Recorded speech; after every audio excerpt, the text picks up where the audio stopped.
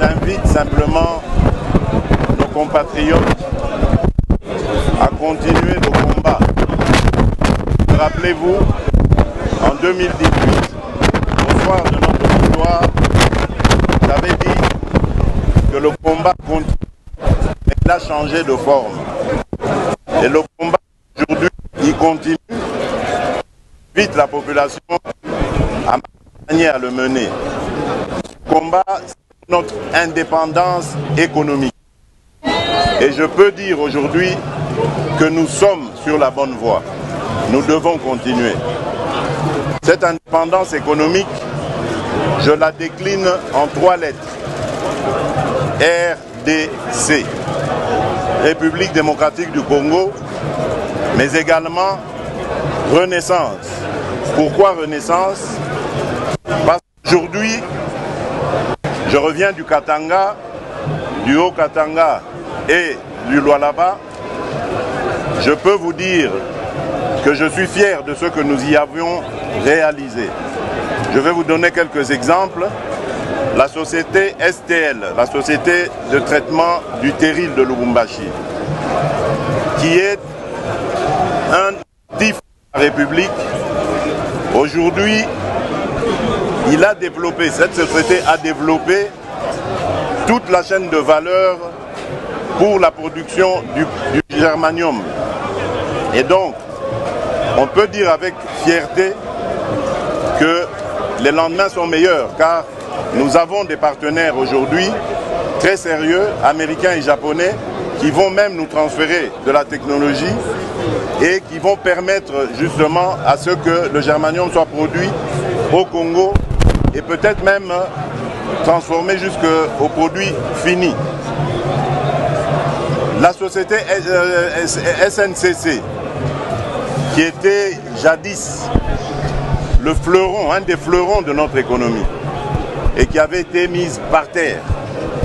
Cette société est aujourd'hui ressuscitée grâce à la bravoure, au brio d'un de nos fils de l'UDPS, Fabien Moutombe, son directeur général, qui a remis sur les rails plusieurs voitures. Aujourd'hui, les Congolaises et les Congolais peuvent voyager sur les lignes SNCC comme les voyageurs qui font les mêmes déplacements en Europe.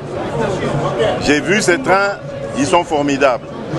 Alors qu'il y a des gens qui veulent postuler comme président de la République, qui ont dirigé cette province et qui n'ont pas été capables de faire reluire cette SNCC. Au contraire, qui l'ont même tué, rappelez-vous.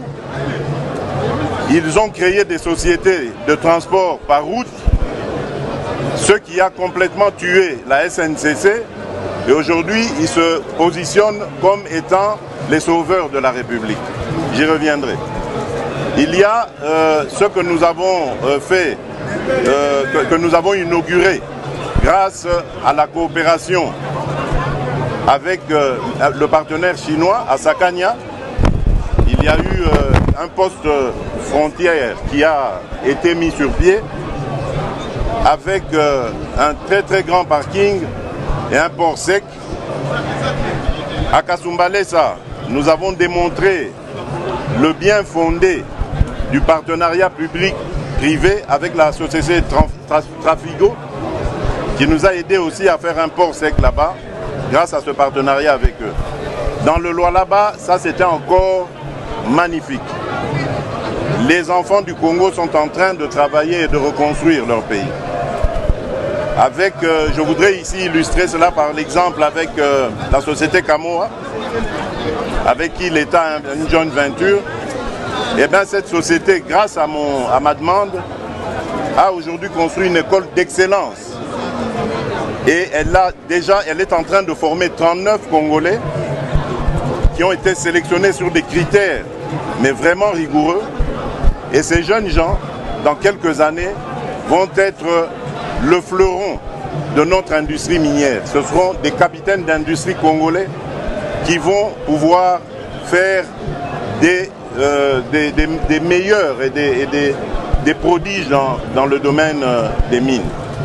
Donc c'est pour vous dire que le Congo est en marche.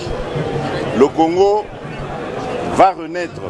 C'est pour ça le R de la République, ça signifie la renaissance. Nous avons restauré les universités et même nous en avons construit de nouvelles, chose qui n'a jamais été faite depuis notre indépendance. Nous avons, rappelez-vous ce merveilleux souvenir, celui des Jeux de la francophonie. Nous avons organisé les Jeux de la francophonie. Aujourd'hui, nous avons des infrastructures sportives de haute facture pour la jeunesse. Et donc, nous mettons un accent particulier sur la renaissance de notre pays. Certains diront même la remontada. Nous étions descendus très bas et aujourd'hui, nous redonnons de la fierté aux Congolais. Le D de démocratique, mais pour moi, je le mettrais de développement. Développement parce que notre pays est classé comme un pays sous-développé, un peu paradoxalement parce que nous avons des atouts pour avoir un des pays les plus développés, si pas les plus puissants du monde. Mais, comme vous le savez, le développement passe par une condition sine qua non, c'est la paix. Et pour avoir la paix, il faut s'en donner les moyens. Surtout pour un pays comme le nôtre, riche en potentialités diverses, qu'elles soient minières, qu'elles soient agricoles ou autres, même humaines. Donc nous avons beaucoup d'envieux. Et pour nous protéger contre ces envieux, il fallait monter en puissance nos forces de défense et de sécurité. C'est ce qui est en train d'être fait aujourd'hui. Nous sommes fiers de dire haut et fort que la République aujourd'hui est défendue. Nous avons encore en formation à peu près 40 000 jeunes qui avaient répondu à mon appel, souvenez-vous, à défendre la patrie, qui sont presque en fin de formation. Et ceux-là reviendront aussi pour renforcer les capacités de notre armée. Mais évidemment, le développement se fait par les individus. Et moi, j'ai placé mon espoir, mon action sur l'homme congolais, comme vous le savez. L'homme avec grand H, c'est-à-dire les hommes et les femmes du Congo, avec un accent particulier d'ailleurs sur les femmes et les jeunes. Voilà pourquoi nous avons rendu l'accès à l'éducation gratuite au niveau fondamental pour tout le monde. Si les Congolais me renouvellent leur confiance, nous monterons au niveau secondaire. Parce que nous voulons d'une jeunesse qui est préparée aux enjeux de demain, les enjeux auxquels devra faire face notre pays. Nous avons promu les droits de la femme. Nous l'accompagnons dans tous les combats, au point où mes pairs africains ont fini par me donner ce titre symbolique de champion de la masculinité positive. Le développement, c'est aussi la santé. Et là aussi, nous avons une politique de couverture santé universelle qui consiste à faire à ce que tous les Congolais, de quelque condition sociale qu'ils soient, aient accès aux soins de santé et les meilleurs qu'il puisse y avoir dans notre pays. Et aujourd'hui, nous avons commencé par la catégorie la plus vulnérable, c'est la catégorie mère-enfant, en rendant les accouchements gratuits.